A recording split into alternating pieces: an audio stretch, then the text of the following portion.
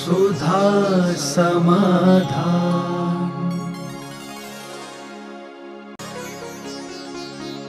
नमोस्तु गुरुदेव। मुनिराज के आगे ढोक लगाने से क्या कुष्ठ रोगी का रोग दूर हो सकता है? अब ये सब मुनियों की अपनी अपनी अलग शक्तियों के ऊपर आधारित है। पहली बात तो मुनि महाराज कुष्ठ दूर करने का कभी प्रयास करते ही नहीं। उनकी ऐसी बीमारी आने पर वो कभी भी दूर करने का भाव नहीं करते, वे दूर करेंगे ही नहीं। सनत कुमार चक्रवर्ती को हुआ, उन्होंने कुष्ठ दूर किया नहीं, उसी कुष्ठ रोग में उनको केवल ज्ञान हो गया। तो जितने मुनिराज आदि हुए हैं इनको होता नहीं। वो एक बादीराज मुनिराज की घटना आती है, वो एक घटना थी। राजा के सामने जैन धर्म की रक्षा का सवाल था।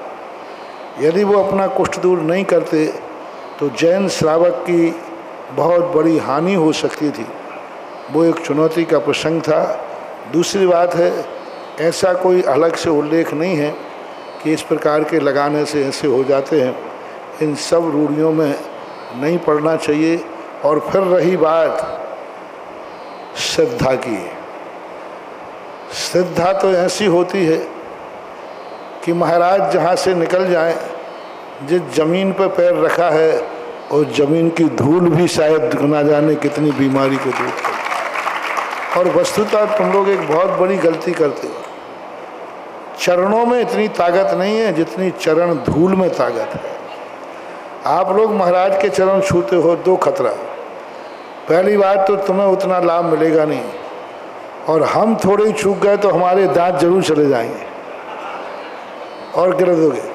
सही रूप से जहाँ साधु निकल जाता है, जहाँ साधु का पैर पड़ा है, उस धूल को माथे से लगा दो, वो है अद्भुत शक्ति। इसका आविष्कार दो स्थानों से मैं बताता हूँ।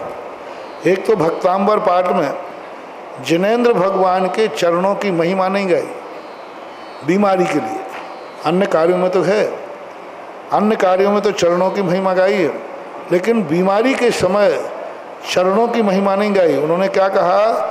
उद्भूत भीषण जलोधर भार भुगना शोच्याम दशा मुपगताश्युत जीवतासा तद पाद पंकज रजो मृत दिग्ध देहा मृत्या भवंति मकरध्वज। चरण नहीं, चरणों की रज। जिस रज ने चरणों को छू लिया है, उस रज में इतनी ताकत है कि हमारे अनेक बीमारियां दूर हो जाती। तो सबसे बड़ी चीज़ आप लोगों को रज छूना चाहिए।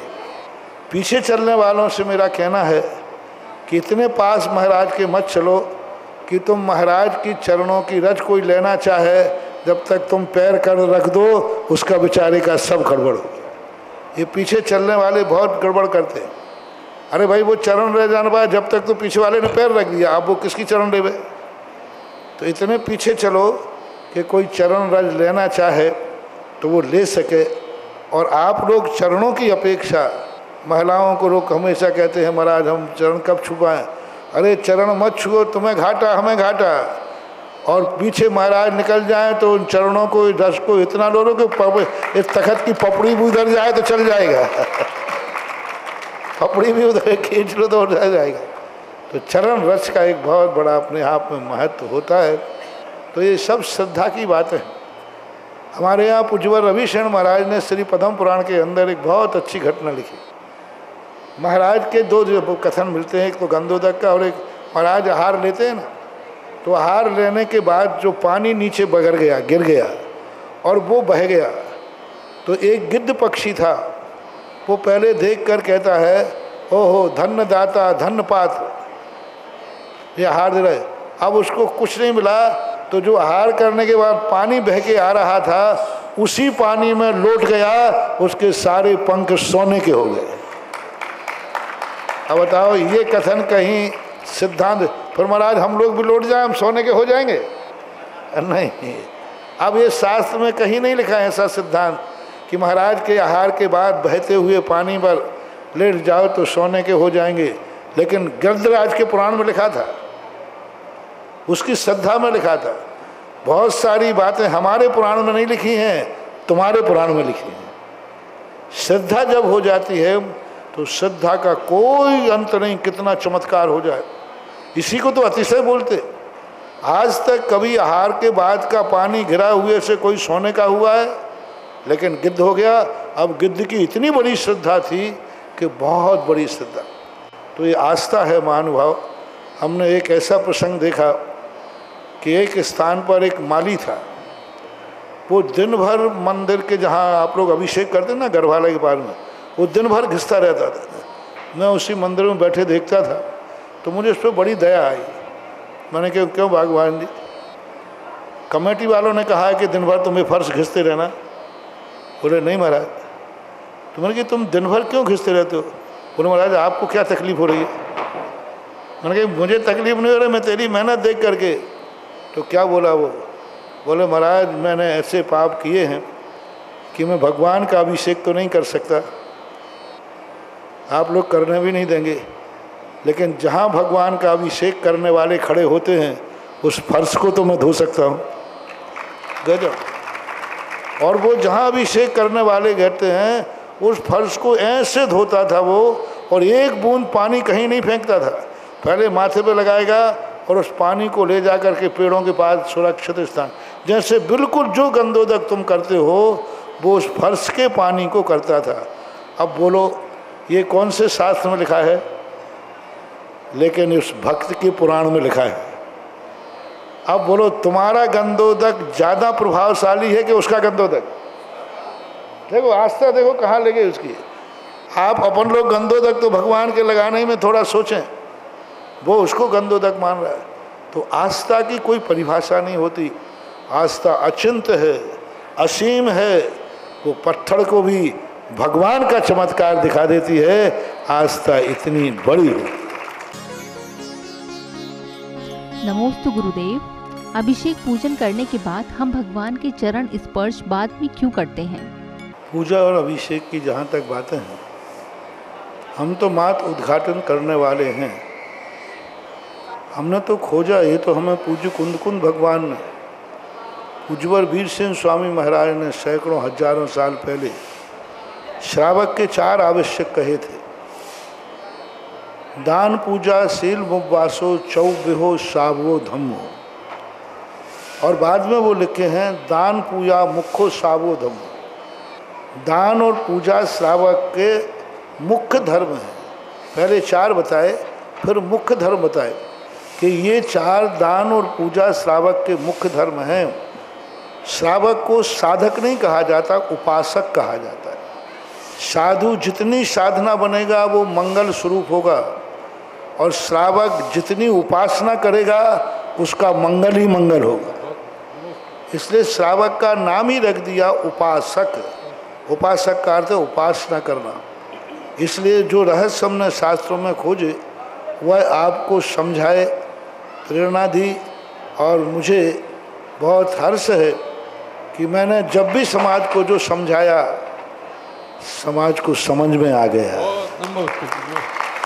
समझाना तो सब चाहते हैं, समझाते हैं, लेकिन समझ में आ जाए ये बहुत बड़ी बात है। मैंने पूजा विधि समझाई, लोगों को समझ में आ गई। मैंने अभिषेक समझाया, समझ में आ गया। मैंने शांति धारा की महिमा बताई, वो समझ में आ गई। और मैं तो यही बहुत अच्छा हूँ जब आप लोगों को समझ में आता है। तो हम तो कुंद भगवान को नमोस्तु करते हैं, भगवान आशीर्वाद दो, मैंने आपकी बात इनको समझा दी। क्योंकि बड़े आदमियों की बात समझाना बहुत कठिन है, बहुत कठिन है। परम पूज कुंद भगवान कलिकाल सर्वज्ञ, उनकी बात को समझाना मुझ जैसा तुच्छ व्यक्ति। लेकिन जैसे ही आप लोग समझते हो मैं तुरंत वहाँ पर समाचार भेजता हूँ, भगवान समझा दिया। बोले क्या सबूत है? वो मंदिरों में देख लो, सबको समझ में आ गया। यही तो प्रतीक है। तो ये तो हम आप लोगों का आवश्यक है जो शास्त्रों में वर्णन है। नमोस्तु गुरुदेव। सच्चा इंसान अकेला क्यों रहता है? पहली बात तो ये नीतियाँ सुधारवादियों ने बनाई। मेरी दृष्टि तो है कि सत्यवान के साथ सारी दुनिया तो क्या, परमात्मा तक साथ रहता है। दुनिया की क्या जरूरत है? सत्य के साथ तो प्रकृति रहती है, सत्य के साथ तो दुनिया है। सत्य के साथ तो अपना खुद का धर्म है, सत्य के साथ तो अपना स्वयं चतुष्टय है, सत्य के साथ तो परमात्मा है। और परमात्मा जिसके साथ है फिर अन्य कोई साथ देवे या न देवे।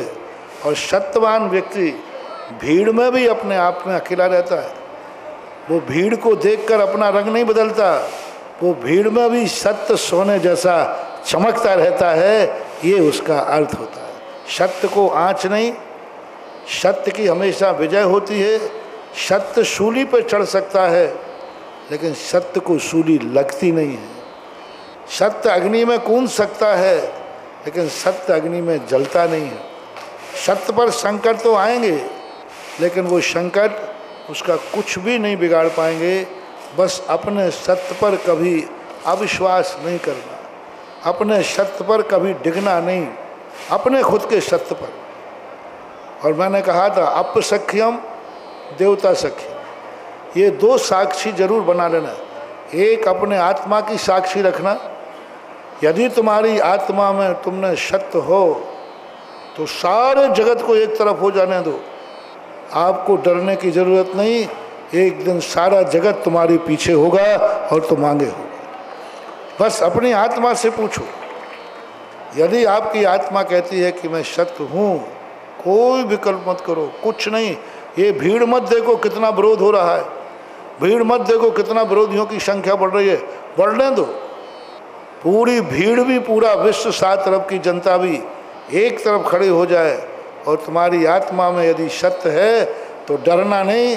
एक दिन सारी भीड़ तुम्हारे पीछे होगी और तुम आगे होगे। सत्य के बहुत मजे आते हैं, सत्य परीक्षा करता है और सत्यवान के लिए कभी कोई डरने की जरूरत नहीं। बस परमात्मा भगवान की दृष्टि में कभी झूठे मत बनना, अपनी दृष्टि में कभी झूठे मत बनना। बाकी दुनिया में अपने आप में अकेला भी रहोगे तो भी हजारों के बराबर तुम होगे, ऐसा। नमोस्तु गुरुदेव। वर्तमान में महिलाएं धार्मिक क्रियाओं में दान न देकर अन्य संस्थाओं में दान देती हैं, तो यह कहाँ तक सही है? संस्था तो कोई भी हो सकती है, 2 शराबियों की भी संस्था हो सकती है, 2 डाकुओं की भी संस्था हो सकती है, क्लब भी तो हैं। संस्था से मतलब नहीं, उस संस्था का पर्पस क्या है, संस्था का उद्देश्य क्या है, संस्था में किया हुआ दान किस पर्पस से गया। हमारे यहाँ दान की कीमत नहीं है, दान जिसको दिया है उसने उपयोग क्या किया है, उसका उपयोग क्या हुआ है, उस संबंध में विचार करना चाहिए। संस्था नाम से ही दान की स्थिति नहीं बनती है। नमोस्तु गुरुदेव। 10 लक्षण धर्म में इंग्लिश मीडियम स्कूल में परीक्षा होने के कारण हम मंदिर नहीं जा पाते हैं, तो ऐसे में हमें क्या करना चाहिए? लक्षण पर्व के संबंध में हमने कहा भी है और आप लोग भी इस बात पर ध्यान रखें। 10 लाक्षण पर्व में पूरे भारत के लोग अपने अपने स्कूलों में सब में एक एप्लीकेशन दें और वही एप्लीकेशन को आप शिक्षा विभाग को भेजें। कम से कम 10 लाक्षण पर्व में कोई परीक्षा ना रखें। वार्षिक परीक्षाएं तो होती नहीं है कि उनके टाइम आगे पीछे नहीं किया जा सकते। 3माही 6माही परीक्षाएं हैं, टेस्ट हैं, इनको तो स्कूल वाले खुद सरकार की अनुमति के बिना आगे पीछे कर सकते हैं, करना चाहिए। एक दिन और हमने कहा था, आगरा वालों को भी कहा था कि यहाँ के सब स्कूलों में कम से कम इतना अपन कहें, प्रयास तो करो। 100 स्कूलों में से 10 नहीं मानेंगे, 90 तो मान जाएंगे, कोई नहीं मानेगा। लेकिन सब लोगों को अभी से 1 महीना है, सभी लोग अपने अपने विद्यालयों में सबको एप्लीकेशन देवें कि इस तारीख से इस तारीख के बीच में परीक्षाएं नहीं रखें, हमारे 10 लाक्षण पर्व हैं। नमोस्तु गुरुदेव। जिस परिवार में सूतक लगा हो, क्या वहाँ परिवार कुएं से जल भर सकता है? कोई बाधा नहीं, खींच के अगर कुएं से खींच करके कोई बाधा नहीं है। वृत्ति प्रतिमाधारी है तो कहाँ से पानी लाएगा, सुगा सूतक हो गया तो। अरे कुएं में पहले सब जगह कुएं में जब डाले थे ना तो 7 जात के लोग पानी भरते थे, ऊपर अलग अलग पाठ बंधे थे, ये हरिजनों का है, ये ब्राह्मणों का है, बनियों का है, लेकिन सबकी मटकियाँ कुएं में तो जाती थी। तो कोई ऐसी बाधा नहीं है, कर सकते।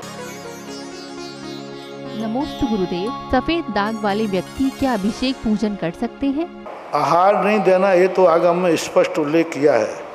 पूजन अभिषेक में जैसी व्यवस्था हो वैसी करना, क्योंकि आगम में उल्लेख नहीं है। कई स्थानों पर करते भी हैं, नहीं भी, लेकिन आहार के लिए स्पष्ट वर्जित है। आहार नहीं देना चाहिए, ये बहुत बार प्रश्न हम कई बार बता चुके। आहार नहीं देना चाहिए और मेरी दृष्टि से अभिषेक भी नहीं करना चाहिए। यही उनका प्रायश्चित है।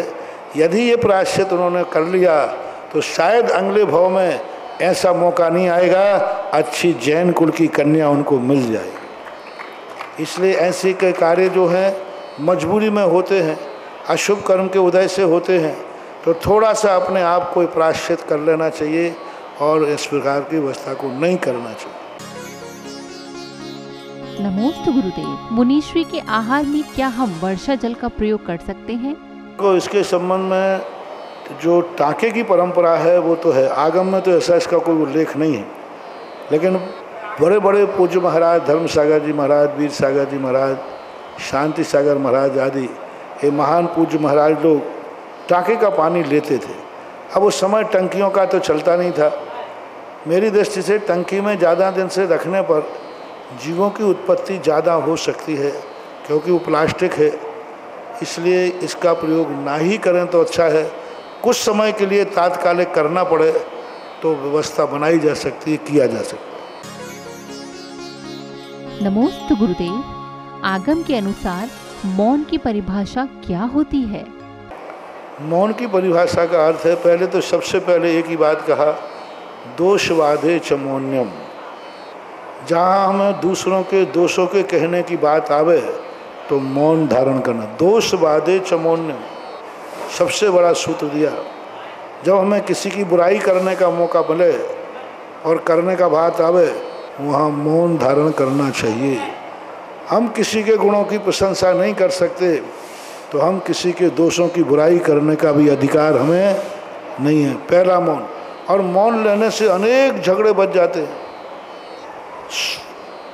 एक मौनी 100 बोलने वालों को हरा सकता है, क्योंकि मौन की कोई परिभाषा नहीं। क्यों भाई आपने ये कार्य की सहमति दी? मौन, मैं तो मौन था।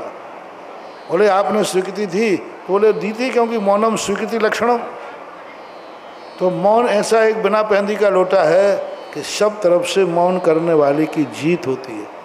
तो मौन तो जितना रहे उतना ही श्रेष्ठ है। बोलना तो वहीं अच्छा है जहाँ किसी का कल्याण हो, किसी का हित हो तो बोलो, अन्यथा मौन रहना सर्वश्रेष्ठ है। सुधा समाधान